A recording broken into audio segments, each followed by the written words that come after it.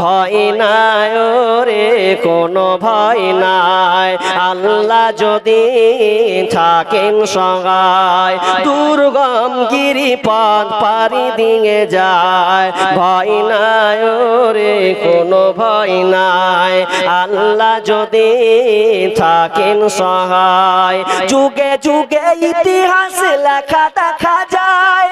আল্লাহর পথে যারা কাজ করে যায় যুগে যুগে ইতিহাসে লেখা দেখা যায়। আল্লাহর পথে যারা কাজ করে যায় বিনা পরীক্ষায় তাদের পাস নাহি হয়। বিনা পরীক্ষায় তাদের পাস নাহি হয়। ভয় নাই রে কোনো ভয় নাই। আল্লাহ যদি থাকেন সহায়। যখনই বলা না তোমাকে এবার শুলিতে চড়ানো হবে, বাদশা কোনো মতে পারছে না আব্দুল্লাহ বিন হুযাফাকে। এবার বলছেন এক কাজ কর, আর ওতে মাফ করা হবে না, এবার চলো ওকে শুলিতে চড়িয়ে দিয়ে ফাঁসিতে ঝুলিয়ে দেওয়া হবে। ফাঁসিতে ঝুলিয়ে যখন সামনে নিয়ে যাচ্ছে বলছে আমাকে ফাঁসিতে ঝুলানো কোনো অসুবিধা নাই। আব্দুল্লাহ বিন হুযাফাকে উল্টো করে টাঙিয়ে দেওয়া হলো। বলছে বল ইসলাম ছাড়বে কিনা বল। আব্দুল্লাহ বলছেন না আমি ইসলামকে ছাড়তে পারবো না। নির্যাতন নির্মম শুরু হলো। এরপরে লাস্টে বলা হলো যখন না পারলো, না পেরে বলছে এক কাজ কর, এভাবে ওকে শাস্তি দিয়ে কোনো লাভ হবে না। তোরা যে রান্না করিস, এই তোরা যে রান্না করিস বড় কড়াই দিয়ে, ওই কড়াইটাকে সামনে নিয়ে আয় আর ওখানে তেলকে ঢেলে দে। তেল যেমনই ঢেলে দেওয়া সঙ্গে সঙ্গে তেল যেমন ঢেলে দেওয়া হয়েছে গরম টপ করে দাও দাও করে ফুটন্ত জ্বলছে। এমন সময় বলছে দেখ এখনো সময় আছে। কিন্তু আব্দুল্লাহ বলছে এক চিন্টু আমাকে সরাতে পারবে না। তখন তার একজন গোয়েন্দা তাদের 80 জন যে ছিল আটক হয়েছে তার মধ্যে আর একজনকে ধরলো। ধরার পর গরম তেলের মধ্যে ঠেলে দিল। পুরো শরীর চামড়া ঝলসে বার হয়ে গেল, হাড্ডি হয়ে গেল, কঙ্কাল হয়ে গেল। বলছে এবার দেখ, বলছে কোনো ব্যাপার নাই। যখনই তাকে ফেলা হচ্ছে তেলে তখনই ওই সময় চোখ দিয়ে যেন তার পানি ঝরছে। আব্দুল্লাহ বিন হুযাফার চোখ দিয়ে পানি ঝরঝর করে ঝরছে। এমন সময় হিরাক্লিয়াস বাদশা হিরাক্লিয়াস বলছে মনে হয় এবার তোর ভয় লেগেছে, মনে হয় তুই এবার ইসলাম কেন ছাড়বে, এবার তোর মরণ বলে ভয়। আব্দুল্লাহ বিন হুযাফা বলছেন এটা নয় নয়, আমি কাঁদছি ওটার জন্য নয়, বরং আমি কাঁদছি এই জন্যে আল্লাহ যদি আমার প্রতিটা লোমের বিনিময়ে আমার হায়াতটাকে দিত, প্রতিটা লোমের বিনিময়ে যদি আল্লাহ আমাকে জীবন দিত, আমি বারবার হাজারবার আমি শহীদ হতাম, হাজারবার আমি তেলে পড়তাম। এটার জন্য আমি কান্না করছি, কিন্তু একবারই তো আমার সেল খতম হয়ে যাবে। যখন এই কথা বলা আব্দুল্লাহ বিন হুযাফার কথা যেমনই শেষ, তখনই হিরাক্লিয়াস বলছে রে ওকে ছেড়ে দে, আয় আয় আব্দুল্লাহ আমার কপালে তুই চুমু খা। ভয় এত ভয় দিল যে ভয়ের সাথে আরো ইমানি তার চেতনা বাড়ছে। আর আমাদের যখন বলছেন যে ডিসেল ক্যাম্পে যখন ভরবে তো কেমন করে থাকবি, খেতে দিবে কি না দিবে, সাটো সাটো হয়ে থাকবি, তো এ নিয়ে টেনশনে ওদের ঘুমই হয় না। কেমন মুসলমান আপনি? ইমানকে সক্রিয় করুন। আল্লাহ বলছেন ভয় দিয়ে পরীক্ষা করব। চটচট করে আমি 5টা বলি, টাইম 10:30 অবধি না, 10:30 পর্যন্ত টাইম তো নাকি, তাহলে ঘাবড়াই না, লোকটি বসে আছে। চলেন চলেন। নাম্বার 1 হলো, নাম্বার 2 ওয়াল অভাব। অভাব দিয়ে আমি আল্লাহ পরীক্ষা করব। অভাব দিয়ে আপনার টাকা আজকে হঠাৎ করে নাই চুরি হয়ে গেছে, হঠাৎ করে আপনার বাড়ি পালিয়ে গেল, হঠাৎ করে আপনি ঋণগ্রস্ত হয়ে গেলেন। আল্লাহ বলছেন হে বান্দা তোমার যে ঈমান আছে কি না আছে, তোমাকে আমি অভাব দিয়ে পরীক্ষা করব। অভাব আমি বলতে পাবো না বিধায় চটচট করে বলছি। অভাব কি জিনিস? আপনার এখন 50,000 দরকার, 20,000 দরকার নেই, কি করবেন? ধৈর্য রাখুন। অভাব, আপনাকে আল্লাহ সন্তান দেননি, অনেক দিন থেকে গেলেন, অনেক দিন থেকে আপনি প্রেসান হয়ে আছেন, কখন একটা বেটা পাবো, কখন পাবো কি পাবো না। অভাব। যার ছেলে নেই সে বুঝছে তার ঠেলা কতটা। নবী মুসার জামানায় একজন মহিলা এসে বলছেন যে নবী মুসা আপনি তো আল্লাহর সঙ্গে কথা বলেন, তো এক কাজ করুন আমার পেটে সন্তান যেন হয়, 2-4 বছরের জিন্দেগি সন্তান হচ্ছে না, তো একটু দোয়া করেন না যেন সন্তান হয়। নবী মুসা বারবার আল্লাহর কাছে চাইছে, 3 বার চাওয়া হয়ে গেল কিন্তু সন্তান হচ্ছে না। 1 বছর 2 বছর 3 বছর হচ্ছে, সন্তান হয় না। তখন আল্লাহ তাআলা নবী মুসাকে বলছে, মুসা রে, ওই মেয়েটা হবে বান্ধা, ওই মেয়েটা হবে বাঝা, আমি আল্লাহ ওকে সন্তান দেব না, এটা ওকে এলান করে দেয়। নবী মুসা বললেন, ও গো বোন, আল্লাহ তাআলা আপনাকে সন্তান দেবে না, আমার দোয়া করে আর কোনো লাভ হবে না। বাড়ি গিয়ে 2 বছর 4 বছর 5 বছর গেল, কিন্তু ওই মহিলা বারবার খালি আল্লাহকে বলে, আল্লাহ তুমি বড় দয়াবান, তুমি বড় মেহেরবান, তুমি দিতে পারো আমাকে সন্তান, পৃথিবীর আর কেউ দিতে পারে না। যখনই বারবার বলে, 5 বছরের মাথায় নবী মুসার কাছে গিয়ে বলছেন, নবী মুসা, এই দেখেন আমার কোলে আল্লাহ 2টা বাচ্চা দিয়েছে। যখনই বলা, নবী মুসা তো আতঙ্ক হয়ে গেল, কি ব্যাপার, আল্লাহ তো আমাকে নিজে বলেছে সন্তান হবে না, আবার 2টা সন্তান হলো কি করে?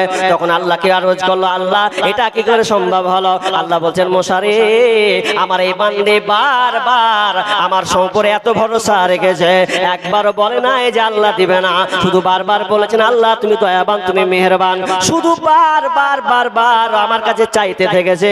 আমি আল্লাহ আমার দয়াতে আমি সহ্য করতে পারলাম না, আমার দয়াতে আমি আমার ওই বান্দেকে সন্তান দান করলাম। তাহলে অভাবে আপনি আছেন, আল্লাহ বলছেন আমি তোমাকে অভাব দেব। ওয়াল জুউ মিনাল খাউফি ওয়াল জুই ওয়া নাকসিম মিনাল আমওয়ালি ওয়া আনফুসি ওয়াস সামারাত ওয়া বাশশিরিস সাবিরিন। চটচট করে 3টা বলে দিয়েছে। আল্লাহ বলছেন খৌফ ভয় দিব, জু মানে অভাব দিব, ওয়া নাকসিম মিনাল আমওয়াল এবং তোমার সম্পদ দিয়ে আমি আল্লাহ তোমাকে পরীক্ষা করব। ওয়াল জু ওয়া নাকসিম মিনাল আমওয়ালি ওয়া আনফুস এবং আল্লাহ আমি তোমাদেরকে তোমার জান দিয়ে আমি আল্লাহ পরীক্ষা করব। জান, আপনার জান দিয়ে আল্লাহ পরীক্ষা করবেন। বলতে পাবো না বিদায় চটচট করে বলছি। জান, মালদা ডিস্ট্রিক্টের কোন এক জায়গায় নামাজি লোক, নামাজ পড়ছে, ওকে 2 সপ্তাহ 5 সপ্তাহ নামাজ পড়তে দেখাই যাচ্ছে, হয়তো আগেও পড়েছে, 1 সপ্তাহ থেকে আর খোঁজ মিলে না, নামাজ পড়তেও আসেই না। তো বলছে, হারে ও চাচাটা যে নামাজই পড়তে এলো না, ব্যাপার কি? তো বলছে, যত খোঁজ নিয়ে তো চায়ের দোকানে আড্ডা মারছে, দেখা নামাজ পড়তে আসে না। তো বলছে, নামাজ, ও চাচা নামাজ পড়তে আসো না কেন? সোজাই একটা কথা বলছে, আমি কানাকে ডাকতে পারবো না। ভাষা কি? আমি কানাকে এখন আর ডাকতে পারবো না। কানাটা কাকে বলছে? আল্লাহকে বলছে যে আমি কানাকে আর ডাকতে পারবো না। লোকেরা বুঝতে পারলো না, চাচা কানাকে ডাকতে পারবো না মানে একটু খুলে বলবেন তো? তো খুলে কি বলবো শুন। আমি কানাকে ডাকতে পারবো না এই কথা এই জন্য বললাম যে আমার 4টা বেটি 1টা বেটা, ভালো করে বুঝেন, 4টা বেটি 1টা বেটা। তো 4 বেটি মধ্যে 1টা বেটি অসুস্থ, 3টা বেটি ভালো, আর 1টা বেটা 4 বছরের হয়েছে, সবে মাত্র 4 বছরের। তো এমন আল্লাহ মুসিবত দিলে তো দিলে, ফের 4টা বেটির মধ্যে 1টা করলে না, বরং এটা অসুস্থ হয়েছে ওটা করলে না, নিলে তো পারে আমার ছোট বেটাটা কি নিলে। তা আমার মন মিজার খাটটা যে আমি আর নামাজি পড়বো না, হাটা আল্লাহর চোখে সুযোগ। 4টা বেটি 1টা বেরামি ছিল, ওগুলাকে লিতি, আর একটাই মরদ 1টাই বেটাকে লিত, ও হাট বাজার করতো, আর কিছু করতো, আমার দেখাশোনা করতো, আমার বংশের প্রদীপ জ্বালাতো, তো ওটা কি ফের আল্লাহ নিয়ে নিলে। ওই লেগা আমি আল্লাহকে ডাকতে পারবো না, আল্লাহ কানেই, মানে ওর কাছে আল্লাহ কানা কেন, ওর বেটাকে নিয়ে এলেছে তাই। তো এইরকম হয়। তো আল্লাহ কোনখানে কিভাবে মানুষকে পরীক্ষা করবে এটা কোনোদিন হয়? একজন বনি ইসরাইলের একজন লোক, একজন মুহাদ্দিস, মুয়াত্তা মালিকে ঘটনাটা আছে, একজন মুহাদ্দিস, তিনি এত বিজ্ঞ আলেম, তো স্ত্রীকেও ভালোবাসতো, তো স্ত্রীকে এত ভালোবাসতো যে স্ত্রীটাও মারা গেল। মারা যখন গেল আর মন খারাপ, সেদিন তা কইছে আমি দাওয়াতি দিব না। ইমানে কত দুর্বলতা হচ্ছে, দাওয়াত যাব না। কেউ যদি ফতোয়া জিজ্ঞেস বলছে যে মন ভালো নেই, যাও চল যাও। একটা মেয়ে কিন্তু বারবার ঘুরছে, বারবার ঘুরছে, বারবার ঘুরছে। দেখেন না একবার চেষ্টা করে আমি ফতোয়া জিজ্ঞেস করি, বলছে কে আছে পাঠাও। মেয়েটা এসে বলছেন আসসালামু আলাইকুম, আমি আপনাকে একটা প্রশ্ন করতে আমার জিজ্ঞাসা আছে, বলো। বলছে বলেন তো। আমি একটা গ্রামে বাস করি, একটা মেয়ের কাছে আমি গলার হার নিয়েছিলাম, 1 বছর 2 বছর 3 বছর ধরে পড়ছে, কিন্তু গলার মালা কিন্তু আমার নয়, ওটা হচ্ছে ওই মেয়েটার, যে মেয়েটা চাইতে এসেছে ওরই কিন্তু মালা। আচ্ছা বলেন তো ওটা আমি ওকে দিব কি দিব না? বলছে তুমি দিয়ে দিবে। বলছেন মৌলানা সাহেব আমি তো পরে আমার অভ্যস্ত হয়ে গেছে, মনে হচ্ছে এটা আমার, আমি তো পরে পরে এটাকে নিজের মতন করে নিয়েছি। বলছেন না, যদি চাইতে আসে তাহলে তুমি তাকে রিটার্ন দিয়ে দাও। তখনই ওই সময়তে ওই মহিলা আবার পাল্টা বলছেন, তাহলে আপনি এত হতভম্ব হয়েছেন কেন? আপনার স্বামীকে আল্লাহ নিয়েছেন, আল্লাহ আপনাকে দিয়েছিলেন, আর আল্লাহর জিনিস আল্লাহ আবার ফেরত নিয়েছিলেন, তাহলে আপনি হতভম্ব কেন হচ্ছেন বলেন? যখন এই কথা বলা সঙ্গে সঙ্গে আলেম তার ব্রেনটা যেন ঘুরলো, কত তার মহাব্বত স্ত্রীর উপরে। বলছে না তুমি ঠিকই বলেছ। আল্লাহ তাআলা আমাদেরকে পরীক্ষা করবেন 5টা বিষয়, আমি বিস্তারিত বলতে পাচ্ছি না, আর ছোট একটা বলে আমি মেন জিনিসে চলে যাব। সেটা কি? ভালো করে আপনাকে শুনতে হবে, ভালো করে শুনতে হবে, কারণ ওই বিষয়টার উপরে আপনিও শামিল। আপনি কত বড় মুসিবতে পড়েছেন বলেন তো, কত বড় মুসিবতে পড়েছেন যে আল্লাহ আপনার থেকে বিমুখ হয়ে গেছেন। আপনার নামাজ নাই, রোজা নাই, আপনার ইবাদত নাই। এটা কি করে হয়? একজন তাবেঈর নাম বলছি, তাবেঈ, যার নাম হচ্ছে উরওয়া বিন জুবায়ের। উরওয়া বিন জুবায়ের এমন একজন তাবেঈ যিনার জন্ম হচ্ছেন উসমান রাদিয়াল্লাহু তাআলা আনহু, যিনি খলিফা ছিলেন সেই সময় তার জন্ম। তো উরওয়া বিন জুবায়ের একদিন বাদশার সঙ্গে দেখা করতে যাবে, মক্কা থেকে মাদাইন শহর যাবেন, রাজার সঙ্গে বাদশার সঙ্গে দেখা করবেন, ডাক পড়েছে। এমন সময় যখন ডাক পড়েছে, তো ডাকতে ডাকতে অনেকটা বেটা, ছোট বেটা বলছে আব্বা আমিও আপনার সঙ্গে যাব। ছোট বেটা হলে যা হয়, ছোট বেটা বলছে যা হয় আমিও যাব, চল। ঘোড়ায় চেপেছে, ঘোড়ায় যখন সাওয়ারি হয়েছে, ঘোড়ার পেটে যখন চেপেছে, এমন সময় রাস্তা অতিক্রম করতে করতে করতে মাঝ মিডিলে যেন, মাঝ মধ্যখানে যেন এমন সময় একটা অন্ধকার রাত, বুঝতে পারে নাই। এমন সময় ছোট বাচ্চা ঘোড়ার পিঠ থেকে নিচে পড়ে গেল। যেমনই পড়ে যাওয়া, ঘোড়ার পায়ে পিষ্ট হয়ে, কোন জায়গায় বলা হয়েছে গাধার পায়ে পিষ্ট হয়ে, সন্তানটা সঙ্গে সঙ্গে মারা গেল। বাদশার সঙ্গে দেখা করবে, সঙ্গে সঙ্গে বললে ইন্না লিল্লাহি ওয়া ইন্না ইলাইহি রাজিউন। যদি আপনি কোনো মুসিবতে পড়েন, আপনি এক কথাই খালি বলবেন ইন্না লিল্লাহি ওয়া ইন্না ইলাইহি রাজিউন। যদি আরো একটু বাড়িয়ে বলতে পারেন আল্লাহুম্মা আজুরনি ফি মুসিবাতি ওয়া আখলিফ লি খায়রাম মিনহা। যদি এই দুটো আপনি বলতে পারেন, আল্লাহ আপনাকে প্রতিদান দিবেনই দেবেন। তো উরওয়া বিন জুবায়ের সন্তানটা যখন পায়ে পিষ্ট হয়ে মারা গেল, সন্তানকে কোন একটা জায়গাতে দাফন করে দেওয়া হলো। দাফন করে দেওয়ার পর এবার তিনি আবার কিন্তু যাচ্ছেন, রওনা হচ্ছেন কোথায়? তো বাদশার সঙ্গে মোলাকাত করতেন। এমন সময় মালিক বিন আব্দুল আজিজের সঙ্গে যখন দেখা করছেন, এমন সময় তার যেতে না যেতে, আসতে না আসতে পায়ে যেন একটা ফোড়া শুরু হয়ে গেল, পায়ে কোনো একটা ফোসকা পড়ে গেছে। দেখেন আল্লাহর কত বড় একটা পরীক্ষা, এই পরীক্ষা আপনি কত বড় সম্মুখীন হয়েছেন। পায়ে ফোড়া হয়েছে এবং কোন বর্ণনায় বলা হয়েছে সন্তানকে দাফন করতে দিয়ে পুরাতন কবরে তার পাটা ভেঙে যায়, কিন্তু কেউ বলেছেন না পায়ে ফোড়া। কিছুদিন যেতে না যেতে বাড়ি আসলেন, বাড়ি আসার পর পায়ে যেন ফোড়াটা কোন রকম করে যেন ভালো হচ্ছে না, এমন ভাবে হয়েছে। এই সাইডে পুরো পায়ে ফোড়া হয়েছে, কি করা যায়, গলিয়ে কোনো যেন ভালো হচ্ছে না। সেই সময় ট্রিটমেন্ট তো এমন কিছু ছিল না। এবার ডাক্তার কাছে পরামর্শ নেয়। চিকিৎসক বলে, ভাই আপনার পায়ে যে ফোড়া হয়েছে এটা তো পচতে পচতে পচতে পুরো পা যেন আপনার ড্যামেজ হয়ে গেছে, এ পাকে আপনি আর কিন্তু পাবেন না। বলছেন কি করতে হবে? বলছে পুরো পাকে তোমার কেটে ফেলতে হবে, পাকে পুরো অর্গানকে বাদ দিতে হবে। আল্লাহ, এক তো আমার চোখের সামনে সন্তান মারা গেল, দ্বিতীয়ত আর একটা বিপদ আল্লাহ তুমি আমাকে পরীক্ষা করলে, পাটা যেবার বাদ দিতে হবে, কি করা যায়? সেই সময় চিকিৎসা, এখনকার চিকিৎসা ইনজেকশন মারবে, আপনি বেহুশ হয়ে যাবেন, অজ্ঞান হয়ে যাবেন। আমার যখন নাকটা অপারেশন হয় আমি একটু টের পাইনি, কাটা ছিঁড়া করেছে কিছুই জানি না। পরে আমার হুঁশ ফিরছে যে না, আমাকে পুরো ব্যান্ডেজ করে দেওয়া হয়েছে। কিন্তু এই সময় বর্তমান ডিজিটাল যুগে খুব সহজ, সেই সময় কিন্তু ওই রকম অপারেশন করতে গেলে কি করতে হয়? সেই সময় নিয়ম ছিল যে পাকে বাদ দিতে হবে বা কোনো জায়গা কাটা ছিঁড়া করতে হবে। সেই সময় চিকিৎসার নিয়ম ছিল মদ পান করানো হতো। মদ খাবে, ব্রেনটা বেটাল হবে, কাটাকাটি করলে তুমি বুঝতে পারবে না। চিকিৎসক বলছে আপনি একটু মদ পান করুন। আব্দুল্লাহ বিন হুযাফা বলছে, খবরদার মদের কথা আপনি নিয়ে আসবেন না, আমি কোনোদিন মদ মুখে নিতে পারবো না, আমি মদ পান করব না। কারণ আমি জবানে আল্লাহকে ডাকি, এই মুখে আমি 5 ওয়াক্ত নামাজ পড়ে দুয়া তাসবিহ তাহলিল করে, আমি এই মুখ দিয়ে আমি কোরআন তেলাওয়াত করে, আর আপনি কি করে বললেন যে মদটাকে মুখে নাও আর আমার পায়ে কাটা হবে?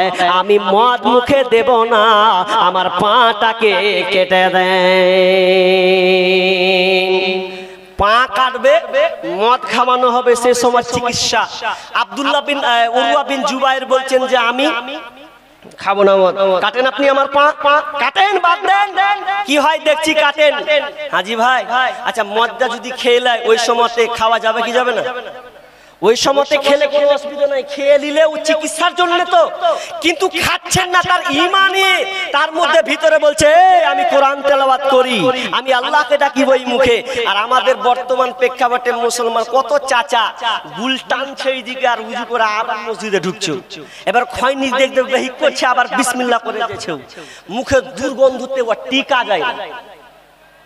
আমি একদিন নামাজে দাঁড়িয়ে আছি, নামাজে বাম দিকে দাঁড়িয়ে আছে একটা চাচা, তো নামাজে যে দাঁড়িয়ে গেছে কি করব দিশা পাই না, আল্লাহু আকবার, আমি পাই না যে ওকে হুড়া মেরে ধাক্কা মেরে ফেলে দিই, এত গন্ধ করছে মুখে। খানিকক্ষণ মুভির আর মানুষের কত খাসরত খারাপ চাচাদেরকে, আপনার এদিকে চাচাগুলো আমার ভালো মনে হয়, আমার ওইদিকে ওই যে আজান দিবে আবার পারাক পারাক করে বিড়ি ধরে বেঁধে তাড়াতাড়ি করে মারবে, উজু করে আবার নামাজে যাবে। কত বড় ইমানদার তুমি! হ্যাঁ, আর আব্দুল্লাহ বিন হুযাফা খাচ্ছেন না, পা কাটবেন, এই কথাটা একটু শুনুন। পা কাটবে, পা যখন কাটা শুরু হচ্ছে, যেমন ডাক্তার চিকিৎসক পাকে কাটছে, এমন সময় বারান্তে একজন লিখছেন যে আপনার কলম পত্রিকাটা বের হয়েছিল, আত্মাহিক পত্রিকা, সেখানে ঘটনাটা তুলে ধরা হচ্ছে যে যখন পাকে কাটা হয়, পাকে কাটার সময় উরওয়া বিন জুবাইর এমন জোরে একটা চিৎকার মেরেছিলেন, আল্লাহ বলে এত জোরে একটা চিৎকার মেরেছিলেন, ইন্না লিল্লাহি ওয়া ইন্না ইলাইহি রাজিউন, পরে সঙ্গে সঙ্গে সেদিনকে অজ্ঞান হয়ে গেছিলেন, ব্যথার চোটে বেহুশ হয়ে গেছিলেন, পাকে দ্বিখণ্ডিত করে দিয়েছিলেন। আমি আপনি হলে কোথায় যেতাম? আমাদেরকে আল্লাহ পরীক্ষা করে কত কিছু দিয়ে, কিন্তু আমরা পাস করার সম্মুখীন হয় না। পাকে বাদ দেওয়া হলো, শুধু ক্ষান্ত নয়, পা তো বাদ গেলই গেল। এরপরে কি শুনলেন? গরম তেল আনা হলো, গরম তেল এনে টপ টপ টপ করে যেন ফুটছে, এত গরম তেল। কি করা হবে গরম তেলে? যে পাটাকে বাদ দেওয়া হয়েছে, পা দিয়ে ফিঙ্কি দিয়ে রক্ত বের হচ্ছে, ওই পা দিয়ে এবার পাটাকে গরম তেলে যেন চুবড়ানো হবে। এই জন্য চুবড়ানো হবে যাতে রগগুলো যেন মুচড়ে যায়, রক্ত পড়া যেন বন্ধ হয়ে যায়। এই জন্য গরম তেলে পাকে ডুবানো হবে। যখনই গরম তেলে পাকে যখন ডুবানো হয়, আল্লাহ আর যেন আর সহ্য করতে যেন পারে না, চোখ দিয়ে ঝরঝর করে পানি ঝরছে, মরছে, মরে গেলাম মরে গেলাম। সেই জন্য তিনি অজ্ঞান হয়ে গেছিলেন আর বেহুশ হয়ে গেছিলেন, হুঁশ তার মধ্যে ছিল না, শুধু একটাই কথা, ইন্না লিল্লাহি ওয়া ইন্না ইলাইহি রাজিউন। আর তারই পত্রিকায় লিখছেন উরওয়া বিন জুবাইর জীবনে কোনোদিন নামাজ ছাড়েনি, যেদিনকে অপারেশনটা হয় শুধু কেবল যখন অজ্ঞান হয়েছিলেন শুধু ফজরের নামাজটা পড়তে পাওয়ার সুযোগ পায়নি, বাকি উরওয়া জীবনে কোনোদিন সালাত নামাজ ছাড়েনি। আমি আপনি হলে কি করতাম? আল্লাহর পরীক্ষা থেকে আমরা পাস করতে পেরেছি? কতটুকু আপনি বিপদে পড়েছেন? জি, আল্লাহ বলছেন যে আমি পরীক্ষা করব। 5 নম্বর ওয়াসসামারাত, তোমার ফল ফলাদি দিয়ে পরীক্ষা করব। তুমি আম পেয়েছো, তুমি ধান দিয়েছো 1.5 বিঘা 2 বিঘা 5 বিঘা, আল্লাহ বলছে তুই 5 বছর তো খুব ধান উঠালি রে, এবার তোর মনের অবস্থা বুঝবো, সব ধানকে পাতানে চালিয়ে দেবো, দেখি তোর মনটা কেমন বলে। আম হয়েছে মাঠে, আম নিয়েছো তুমি, সব আমকে পারপারিয়ে এবার নামিয়ে দিব, দেখি তোমার মনটা কি বলে। জি, আল্লাহ বলছেন তোমাকে আমি পরীক্ষা করব মাল দিয়ে। আর আল্লাহ তাআলা বলছেন হে নবী, যাদেরকে আমি ধন সম্পদ দিয়েছি, ওয়ালা তুযিবকা আমওয়ালুহুম ওয়া আওলাদুহুম, আল্লাহ তাআলা বলছেন ওয়ালা তুযিবকা, হে নবী আপনি তাজ্জব হয়ে যান না ওদের মাল দেখে, ওদের সম্পদ থেকে। ইন্নামা ইউরিদুল্লাহু, আল্লাহ তাআলা বলছেন আমি দিয়েছি এটা এই জন্য যে যাতে পরীক্ষা করা বা শাস্তি দেওয়ার জন্য।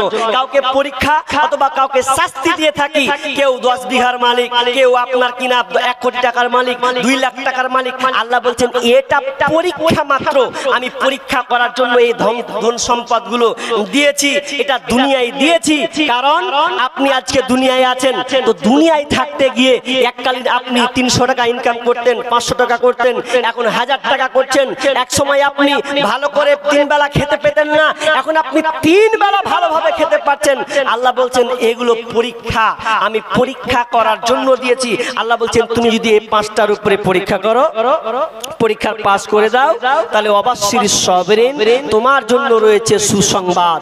ভাই, এবার আল্লাহ তো পরীক্ষা করবেন বিভিন্ন ক্যাটালগের মাধ্যমে। আপনারা কি ভাবছেন আমি মুর্শিদাবাদ থেকে এসেছি, মানে মুর্শিদাবাদ থেকে আল্লাহ আমাকে নিয়ে এসেছেন আপনাদের মাধ্যমে, এসেছি কিছু কালেকশন করব। আল্লাহ বলবেন চল কালেকশনে খোঁজ লাগা, কে আল্লাহ ওয়ালা কে ঈমানদার আছে একটু পরীক্ষা করে লি। আপনি কেমন ঈমানদার? লাইলা মজনু ঘটনা আপনারা সবাই শুনেছেন। লাইলা মজনু, লাইলা বলছে, লাইলি বলছে মজনুকে আমি দুধ দিয়ে আসবো। দুধ দিয়ে গেছে সবাই দুধ দিয়ে আসে, দুধ খায়। তো মজনুর এবার অভাব নেই, সবাই কইছে হাম্মু মজনু, ও কইছে হাম্মু মজনু। দুধ তো মাত্র 1 গিলাস, 10 জন মজনু দাবি করছে। তখন বলছে কি করা যায়? লাইলি কোথায় পাঠিয়েছো? 10টা মজনুকে দেখতে পাচ্ছি, তোমার প্রকৃত মজনুকে ঢুঁড়েই পাইনি। তো বলছে পাওনা যখন এক কাজ করো পাবে, এক কাজ করো, বলবা লাইলি রক্তের অভাব, রক্ত লাগবে, রক্ত, তো যাও তো রক্তটা তোমরা চেয়ে নিয়ে আসো। তখন সবাই যে বলছে কে আছে মজনু বলো, বলছে সবাই মজনু।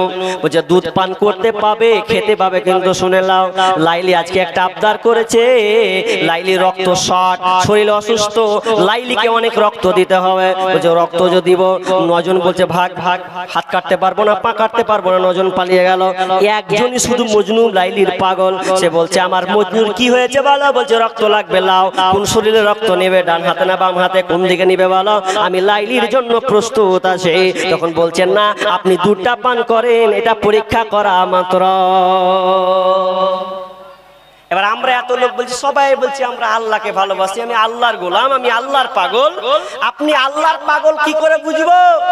নামাজও পড়বেন, তো নামাজ পড়ে যদি বলেন যে আমি দান করব না, আল্লাহ বলছেন যারা টাকা পয়সা ধন সম্পদকে জমা করে, ওয়াল্লাযীনা ইয়াকনিজুনা আয-যাহাবা ওয়াল ফিজ্জাতা ওয়ালা ইউনফিকুনাহা ফি সাবিলিল্লাহ ফাবাশশিরহুম বিআযাবিন আলীম। আল্লাহ বলছেন যারা ধন সম্পদ টাকা পয়সাকে জমা করবে আর জমা করে আল্লাহর রাস্তায় দিবে না, ওদেরকে আযাবের সুসংবাদ দাও। আর আল্লাহ বলছেন তুমি যখন ঈমানদার, আল্লাযীনা ইউনফিকু, আল্লাহ বলছেন যখন তুমি ঈমানদার তাহলে তুমি নামাজ পড়ছো, তো নামাজের পাশাপাশি তুমি আল্লাহর রাস্তায় দান করো, সাদকা করো। ভাই আমি বেশিক্ষণ থাকবো না, 10:30টা পর্যন্ত হয়তো আমার টাইম আছে। আপনারা জানেন এটা মাদ্রাসার জালসা, আপনারা এই মাদ্রাসাকে প্রাণ খুলে ভালোবাসেন বিধায় আপনারা সকলে জমায়েত হয়ে বসেছেন। পাশাপাশি দেখলাম মাদ্রাসা মোটামুটি আলহামদুলিল্লাহ পজিশন, তার কাঠামোটা আমি দেখলাম খুব সুন্দর, মোটামুটি ভালোই। তার মানে আপনার আপনাদের অবদান, আপনারা এই প্রচেষ্টাকে চালিয়েছেন, আপনাদের শ্রম দিয়ে, ব্রেন দিয়ে, পয়সা দিয়ে, ধন দৌলত দিয়ে এই মাদ্রাসাকে আপনারা উপরে উঠিয়েছেন। আপনারাই তো সরকার, কারণ বর্তমান সরকার চায় মাদ্রাসাকে ভেঙে খান খান করে দাও, মসজিদকে ভেঙে খান খান করে দাও। যদি সামনে ওর ক্ষমতা পায়, যদি হাতের মুঠোয় নেই তো না চাইবে না যে ভাঙতে, ভাঙতে চাইবে। কারণ যেগুলো তাদের দখলে আছে, ইউপি, আপনার উত্তরপ্রদেশের যতগুলো, গুজরাট, এগুলো যতগুলো তাদের হাতে আছে। আপনি যদি দেখেছেন সোশ্যাল মিডিয়াতে বড় বড় মাদ্রাসাগুলোকে ভেঙে দেওয়া হচ্ছে। কেন?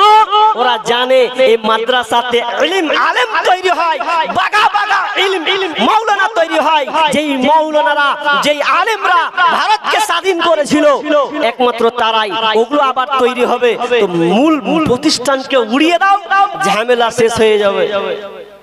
বর্তমানে এটাই চলছে। আমরা মুসলমান, আরে যতই সরকার আমাদের বিরুদ্ধে যতই আঙুল তুলুক, আমরা কমতি নয়। আমাদের ইমানি বলে, ইমানি চেতনা দিয়ে আমরা এই প্রতিষ্ঠানকে গড়বই গড়বই, যাতে সরকারের সাপোর্ট হোক আর হোক। ইনশাআল্লাহ, জি ইনশাআল্লাহ। সবাই হাত তুলে ইনশাআল্লাহ। ভাই আপনারা চান না? চান সবাই। আমরা চাই এই ইসলামকে তারা ডুবিয়ে দিতে চাই। আমরা ছোট ছোট এই মাদ্রাসাগুলোকে করে আমরাও একটা প্ল্যাটফর্মে নিয়ে যাব ইনশাআল্লাহ। ভাই আমি একটা আবদার করছি আপনাদের কাছে করজোরে, কেউ আছেন এইরকম 10,000 দেনেওয়ালা? একটা লোক প্রথমে আসবেন, একটা লোক। আপনি ইচ্ছা পোষণ করেছেন যে আমি কিছু না হয় দিব, আজকে দিবেন? জি অবশ্যই দিবেন। তবে কথা হচ্ছে যে কেউ কি আছেন একটা লোক যে 10,000 টাকা দিবেন? একটা লোক বলুন। একটা লোক 10,000 টাকা। আমার ডাইনে বাইনে পেছনে যারা আমার আওয়াজ কর্ণপাত করছেন, একজন বলবেন আল্লাহর রাস্তায় দেখি 10,000 টাকা। ভাই আল্লাহর রাস্তায় নাই, একটা 10,000 টাকা পাবো না। নাম্বার 2, 5,000 টাকা আর একটা কলম পাবো না? হবে না আপনাদের সামনে? জি কেউ নাই? একজন বলুন না আল্লাহর রাস্তায় আমি 5,000 টাকা দিব। একজন লোক 10,000 টাকা দিব আল্লাহর রাস্তায়। বাইকে উঠবেন না, শান্ত সুষ্ঠ ভাবে বসুন। আদায় করা মানে খারাপ জিনিস নয়। এখানে নেকির, মাশাআল্লাহ, কি নাম? এখানে বসো, চিনো সবকে তো। এখানে বাড়ি নাকি? এখানে বাড়ি। কি নাম? মফিজউদ্দিন। আমার চাচা মফিজউদ্দিন। চাচা জান কত দিলেন গো? 1 2 3 4 5, 5,000 টাকা। প্রথমে একটা কথা বলেছিলাম 10,000 দাতা। জি কিছু লিখছেন নাকি? ধান টান নাকি? 1 মণ ধান, ধান 50 কেজি করে দেন। 1 মণ কেনে করবেন? 50 কেজি করে দেন ধানটাকে। আর এখানে কিছু পারবে না চাচা? পারবে না? একটু মন থেকে দেখেন না। একটা দাবি করেছি 10,000 টাকা। 10,000 যদি নাই পাই, 5,000 ও আমি দুটো বলেছিলাম, আপনি চালাকি করে দিলেন নাকি? আল্লাহু আকবার। কিছু দেন আর হবে না? আল্লাহু আকবার। শুনলাম নাকি আপনি 10,000 দিতে পারবেন। যা খায় আল্লাহ বারাকাল্লাহ। একটা হলো 10, 5,000 হলো। আমি একটা 10,000 কলম চেয়েছি ভাই, একটা 10,000। একটা একজন কোন আল্লাহর বান্দা আছেন ভাই, আল্লাহ আপনাকে ধন সম্পদ মালামাল দিয়েছেন, মানুষ একদিন আফসোস করবে। এটা যদি না, এটা আমার বানাওয়াটি কোনো কথা নয়। আপনি সূরা মুনাফিকুন যান, মুনাফিকুনের শেষ রুকুর দিকে আপনি ফলো করবেন। যদি বাংলা পড়তে পারেন তো বাংলা কোরআন পড়ে যাবেন। কারণ মানুষ যখন মারা যায় তখন আফসোস করে। ওই আফসোসটা বিবি লিবে না, বোন লিবে না, ছেলে লিবে না, মেয়ে নিবে না। এক কথায় কেউ বুঝতেই পারবে না। শুধু আল্লাহ 7 আসমান থেকে দেখবে যে আমার এই বান্দাটা কান্নাকাটি করছে। এটা আমি আপনি নয়। যদি আপনার দুর্বলতা আছে সবাই কাঁদবে। মানুষ যখন মরবে ওই সময় কাঁদবে। কি বলে জানবেন? ফায়াকুলা রাব্বি লাউলা আখরতানি ইলা আজালিন করিব। মাবুদ গো মাওলাজি, আল্লাহ তুমি আমাকে আমার উপরে একটু রহম করো। ফায়াকুলা রাব্বি লাউলা আখরতানি ইলা জালিন করিব, আল্লাহ তুমি আমাকে একটু হায়াত দাও, আমার জিন্দেগানি একটু জিন্দেগি আমাকে দাও।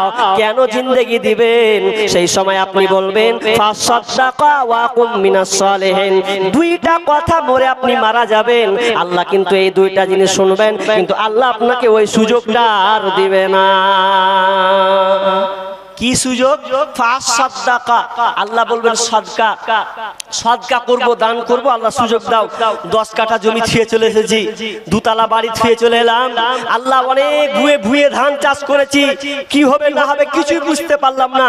আল্লাহ বেটির মুখ দেখবো না, বেটার মুখ দেখবো না, বিবির মুখ দেখবো না, খালি একটু দান করব, কিন্তু ওই সময় আপনার কোনো কাজ হবে না। অতএব এই পজিশন পড়ার আগেই আপনি যতটুকু পারবেন আল্লাহ রাস্তে। একটা লোক কলম আমি 10,000 টাকা চেয়েছি ভাই, 10,000 টাকা একটা লোক হবে না ভাই? একটা লোক 10,000, আজকে মনে হয় ঠকে বাড়ি যাবো নাকি? মনে হয় আজকে মাদ্রাসায় বলুন। দোমনার জাহিদুল ভাই, আপনি কোথায় আছেন? আপনার মেয়ে স্টেজে জমা আছে, আপনি নিয়ে যান। আপনার মেয়ে করন্দন করছে, স্টেজে ডিস্টার্ব করছে। আপনি কোথায় আছেন জাহিদুল ভাই? দোমনার জাহিদুল ভাই, আপনি আসেন, আপনার মেয়েকে নিয়ে যান। কুলসুম নামে একটা মেয়ে 500 টাকা নগদ দিয়েছে, 2000 টাকা বাকি ঝাড়িগ্রামে দিয়েছে। ঝাড়িগ্রাম কুলসুম নামের একটা মেয়ে, তাই তো? আপনাদের এই ঝাড়িগ্রামে 500 টাকা নগদ আর 2000 বাকি। হায়াকাল্লাহ বারাকাল্লাহ। রব্বুল আলামিন একজন মহিলা 500 টাকা দিয়েছেন আর 2000 টাকা বাকি করেছেন। রব্বুল আলামিন জানি না উদ্দেশ্যে দিয়েছেন, আল্লাহ তুমি আলিমুল ইজাতিস সদর, আল্লাহ তুমি অন্তরে খবর রাখো। রব্বুল আলামিন আল্লাহ তার দানকে তুমি কবুল করে নাও, যে উদ্দেশ্যে দিয়ে আসা পূর্ণ করে দাও, বালা মুসিবত দূর করে দাও, রোজগারে বরকত দাও। আল্লাহ যতদিন থাকবে আল্লাহ তুমি সহি সালামতে রাখিও, আমিন। মেয়ে থেকে বেনামিতে আরেকজন একটা মেয়ের মহল থেকে এসেছে 1000 টাকা, নাকি 1000 টাকা দিয়েছেন। হায়াকাল্লাহ বারাকাল্লাহ। আল্লাহ তুমি দানকে কবুল করে নাও, যে উদ্দেশ্যে আশা পূর্ণ করে দাও, বালা মুসিবত দূর করে দাও, রোজগারে বরকত দাও, আমিন সুম্মা আমিন।